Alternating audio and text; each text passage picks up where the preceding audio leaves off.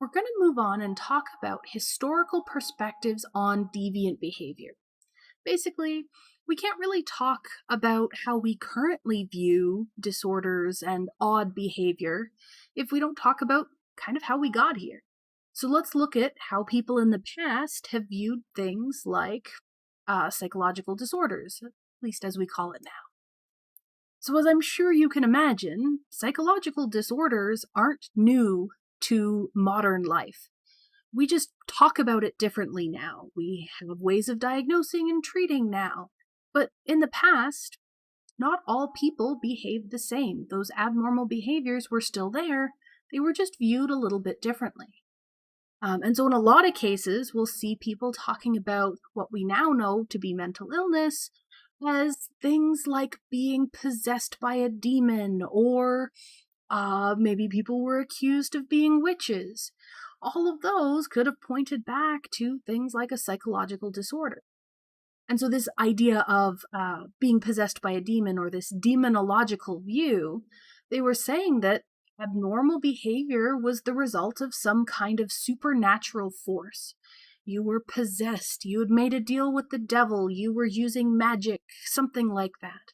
And in some cultures, the best way that they found to treat this was something called trepanation, or trephination, a little bit of a softer pH thing, which is basically the drilling of burr holes into the skull. And so the idea was at the time that these holes would provide a passageway to allow those demons or spirits to leave your body so that you'd stop behaving abnormally. In fact, what usually happened was that people stopped behaving abnormally because they died from the procedure.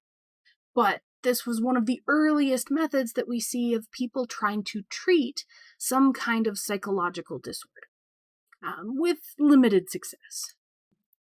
Our first real breakthrough comes in the ideas of Hippocrates. So back in the 5th century BC, where he proposed that mental illnesses are basically diseases. They're like physical illnesses, but they reside in the brain. And so that proposal, that concept of these mental illnesses not actually being spirits or possession or witches or whatever, actually got people to start looking at it a little bit more critically. We're going to jump very far ahead from there, though, and we're going to jump into the 1800s, which is where we start seeing stuff that looks a little bit more like our modern view of mental illness, where we start seeing breakthroughs like realizing that general paresis, which was a disorder where people would start having mental deterioration and bizarre behavior, start acting strangely, and they couldn't figure out why. And people made the connection all of a sudden that, hey, this is actually caused by syphilis. So this abnormal behavior, this psychological disorder, actually has a physical cause. And that led people to start looking for, okay, well, what other odd behaviors have tangible physical causes that we can identify as well? So again, giving us this idea that, hey, maybe there's something that we can physically study. Maybe these mental illnesses aren't actually just all in people's heads. This is something that we can look at, something that we can study, something that we could maybe treat. And so, of course, soon after this, we start seeing theorists, people like Freud, who started proposing different explanations for disordered behavior. So we start with our psychodynamic theories, but we eventually get into even behavioral and cognitive and humanistic theories.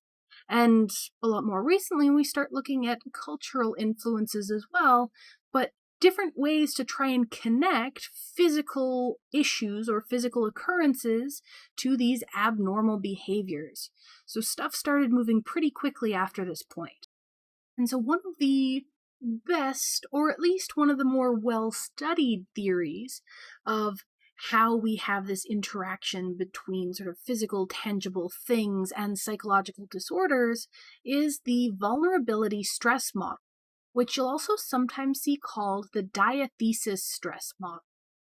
And this model basically says that each of us has some kind of degree or range of vulnerability. And the fancy word for that range of vulnerability is actually a diathesis. That's what the name is, which is where the name of the model comes from.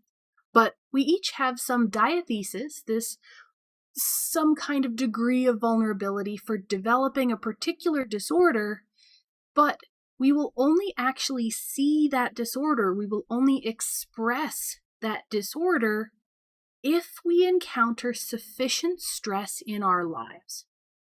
So if we talk about vulnerability factors, one of the big ones that a lot of people focus in on are genetic factors. So do you have a gene that predisposes you to schizophrenia, to bipolar disorder, to whatever? And so you can have that underlying factor that makes you more likely to develop that particular disorder. But that's not the only vulnerability factor. You can also have biological characteristics, psychological traits, previous experiences that are maybe a little bit maladaptive, or a lack of social support. So if you're in one of those situations where you're a little bit more vulnerable to developing a disorder, then that increases your likelihood of developing that disorder. And then when we look at stressors are just factors that kind of push you towards developing that disorder. So it could be something like economic adversity. Maybe the environment has tanked, or the economy has tanked, and you need money or you're not making enough money to survive. That stress can push you towards developing a psychological disorder. Environmental trauma, things in your environment that cause you to feel more stressed. Interpersonal stresses or losses, losing a strong relationship, or having people put pressure on you. Problems with your job, that sort of thing. Now, I'm aware that this is a kind of wishy-washy, vague way of describing this model, so I actually went ahead and borrowed a slide from a different class where I talk about the diathesis stress model, especially as it relates to genetic factors. But we can look at a specific example of alcoholism.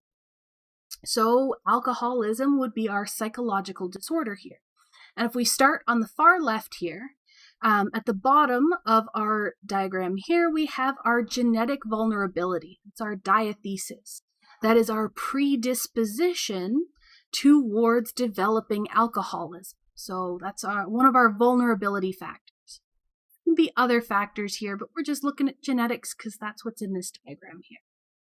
So on top of that genetic vulnerability, on top of our predisposition, we encounter a set amount of life events, our stressors.